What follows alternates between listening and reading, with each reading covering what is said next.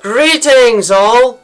Today, we will be examining the exceptionally rare Steel Dragon-type Pokemon Duraludon and its equally rare evolution Archaludon, the two collectively known as the Alloy Pokémon. A fearsome sight to behold, and certainly not beasts worth tangling with unless necessary. The members of the Duraludon family are powerful dragons that can more than devastate others with the right moves.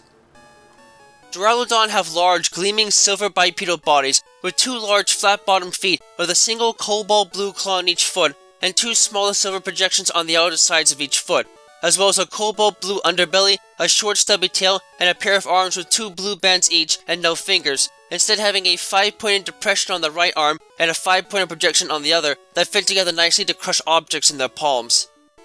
They have a long neck with a series of dots and squiggle markings along their front, and their head has the appearance of an artificial lighter, with a head form that is attached to a barb-like projection at the base of the mandible, and further possess small cobalt blue teeth, a red-rimmed horn on the back of their head, and angled eyes with yellow sclera and greenish silver pupils. In addition, they have access to a Gigantamax form, and in this state, their forms grow immensely in size and the projections on the side of their feet enlarge in size for greater stability. The underbelly enlarges and turns into a large window-like form with grey internal skeleton, and their head and neck fuse into a massive column of metal, with a series of blue glass-like windows on the front, granting the overall form the look of a skyscraper. Their evolved form, Archaludon, have a much more rigid body shape to them, the head, neck, back, and tail curling up towards the center of their frame while they walk, and the undersides having a series of blue and red stripe marks below their bodies, tail on the bottom of their neck, making way for a cross-beam pattern of blue metal on their upper neck and up into their face, with a pair of red-tipped ends almost like horns, and a semi-bent block of blue metal on the snout to frame their small eyes. They are typically bipedal with square, split feet, but straighten their neck, back, and tails out into a single bridge-like form on all fours when using their projectile attacks, and both the tail and the tops of their limbs have spire-like extensions to them with yellow tips that can be connected together with organic electrical wires when attacking to charge up energy from their surroundings. Duraludon and Archaludon are remarkably different from most other Steel-type Pokemon in that they're actually quite agile and can move the otherwise imposing forms at decent speeds, which makes little sense at first as their outer bodies are made mostly out of metal. The secret to their mobility lays in the fact that their outer metal armor is actually made out of a lightweight aluminum alloy that is designed to offer both protection against attack and mobility that can enable them to easily outspeed other steel types on a frequent basis. Though what this alloy is comprised of and likewise how it affects their combat capabilities varies, and in turn will allow these beasts to possess either light metal or heavy metal as base abilities, as well as the signature hidden ability Stalwart, which grants them the capacity to physically and even mentally deflect any sort of ability or move that might otherwise force them to target an opponent different from the one they are intending to strike. This tough outer skin enables these beasts to make the most of their forms and attack both up close and afar with considerable power, though they are generally more gifted in special attacks, which they sadly learn few of. Moreover, their form is easily polished and gives off a bright gleam in the sunlight, blinding others and allowing these creatures to readily get the drop on others with little effort. Under normal circumstances, these beasts are unable to do much to improve their form on their own biologically, and thus are considered to be fully evolved on their own in the few places in the world where they roam. However, it has been discovered in recent times that this is not always the case, as it is possible to induce evolution through artificial intervention with the right materials. Specifically, this refers to an item known as the metal alloy, an object that is comprised of a sandwich of different metals that have been bound together through electrolysis in order to create a powerful composite that is not only incredibly durable, more so than almost any other type of natural metal, but is also able to effectively conduct electrical currents. When this metal alloy is directly exposed to the bodies of Duraludon, they electrically fuse with it thanks to the draconic energy flowing through them that acts as their power source, which makes this fusion possible. Their bodies in turn will rearrange themselves chemically to take on the properties of this new alloy as they fuse it to themselves, resulting in their forms changing and evolving into the unique beast known as Archaludon. This has the effect of boosting many of their stats all at once, and while there isn't one area in particular that receives a much more substantial boost than others, they are still notably stronger than their pre-evolved form. Moreover, this has the effect of changing their possible abilities in turn, as the sturdy forms from evolution replace the light metal and heavy metal abilities of Duraludon with stamina and sturdy respectively, even as they retain the stalwart hidden ability they share with Duraludon. As far as the stats are concerned, in the case of Archaludon, while these creatures might fall short of the sheer physical attack strength of other beasts of the type, and are fairly weak against special attacks, they are still able to make good use of their other attributes in battle, their base HP and speed stats being above average for a fully evolved Steel-type Pokemon, and the base defense and special attack stats being above average for a fully evolved Steel and Dragon-type Pokemon, further possessing the highest base stat total out of all non-legendary Steel-type Pokemon, tied with Metagross, and all non-legendary Dragon-type Pokemon, tied with Dragonite, Salamence, Garchomp, Hydreigon, Goodra, Komodo, Dragapult, and Baxcalibur, more than rendering it a terrifying force to handle at almost any range. Duraludon generally live their lives alone in the wild, and prefer it that way, living in environments where they have little to no competition to speak of. This is important as these creatures tend to be very sensitive towards their food resources, feeding on aluminum-rich ore on the surface as their primary food resource. They are gifted in being able to process this raw ore, as their arms are asymmetrical, with one having a large indent in the palm and the other a protrusion, so they can more effectively fit them together to crush said ore to more bite-sized chunks. Duraludon are fairly territorial creatures, and can be a nightmare to have to face in any combat scenario, as they tend to be quite ruthless and will gladly attack and decimate anything that dares to enter into their space without warning. This especially puts them into close contact with Tyranitar that they might share their territory with, and they are unforgiving the moment they see one of these creatures waltz into their space, striking with the best steel-type attacks they have access to, as well as the signature breaking swipe attack, to lower the physical prowess of their opponent in order to ward them off their land. As such, it is a wise idea to leave these creatures be as much as possible, as the appearance of such an enemy can trigger an aggressive state in them that can result in you and other Pokemon getting caught in the crossfire. Thankfully, battles of the sword tend to end in stalemates, as while Tyranitar have them beat in terms of raw power, Duraludon can prove to be a fair match for them because of their type advantage and special offense. The only major disadvantage that comes with their forms is the fact that because they are made from an aluminum alloy, these creatures tend to rust very easily when exposed to water, and thus must stay in caverns and other forms of shelter when it starts to rain.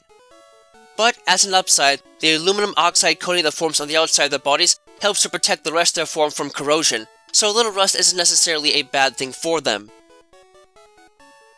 It is further noted that Duraludon is one of only a select number of Pokemon capable of undergoing the process of Gigantamaxing, with specific members of the species taking on a unique form when they are Dynamaxed in battle.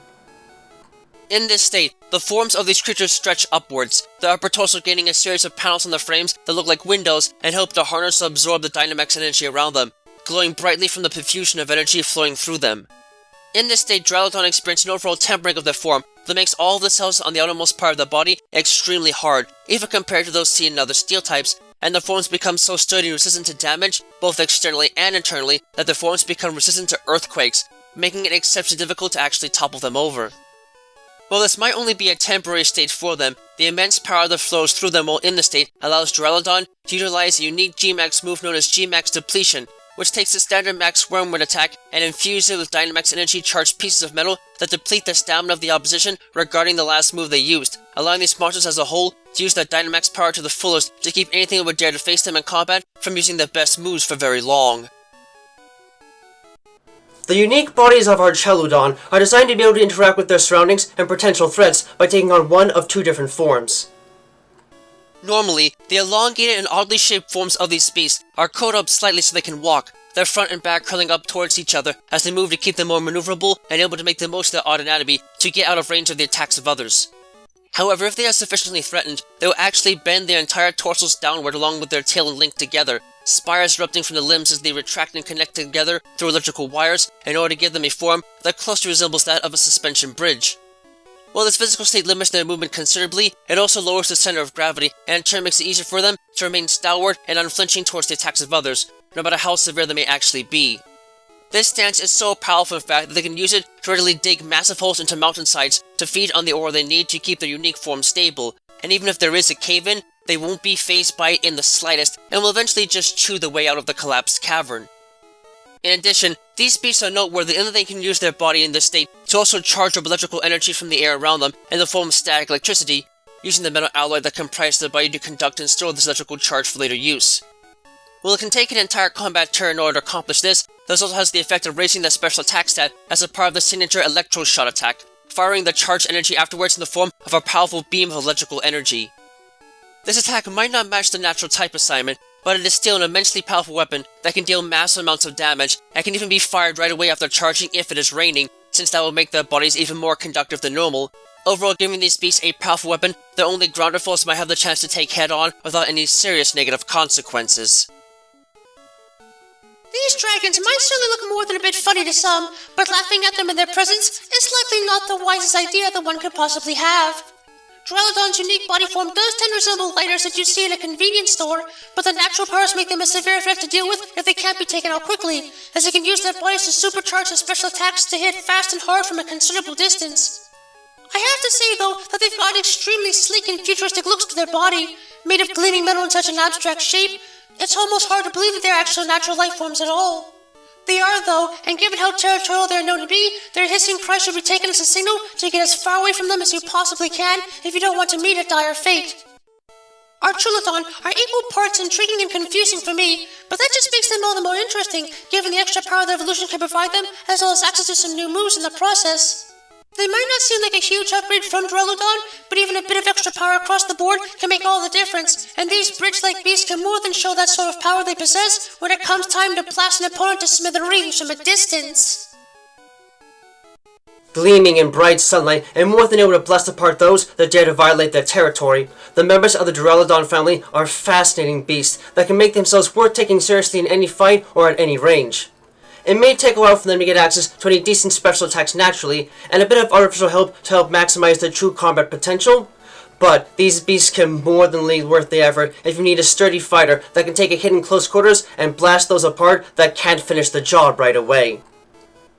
Just do yourself a favor and make sure that you keep your distance in the wild and don't get in their face unless you're truly confident that you can take them on. They might not do well against special assaults, but if you can't use that to your advantage, these abnormal dragons will gladly smash you with their hands before launching you into the stratosphere with a mighty flash cannon or electro shot attack straight to the face.